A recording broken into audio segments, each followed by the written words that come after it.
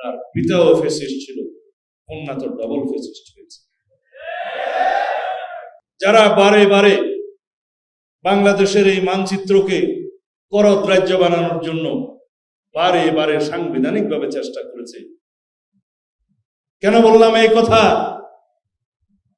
প্রথমবার সংবিধান সংশোধনী করে বাংলাদেশের একটি অংশ আরেক দেশকে দিয়ে দেওয়া হলো, কিন্তু ওনার মনে ছিল না, সেই সার্বভৌম অধিকার ওনার ছিল না। বাংলাদেশে এসে সেটা সংবিধান সংশোধন করতে হয়েছে, পোস্ট ফ্যাক্টো ইফেক্ট সহ।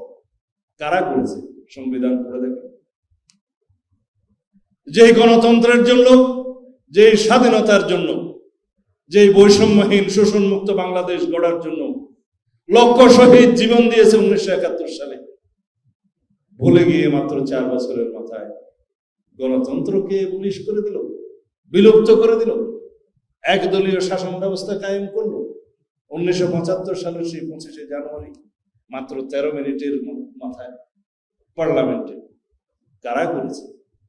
এরাই করেছে যারা ফ্যাসিবাদের প্রবক্তা, ফ্যাসিবাদের দূষক। তার পিতাও ফ্যাসিস্ট ছিল, কন্যা তো ডবল ফ্যাসিস্ট হয়েছে।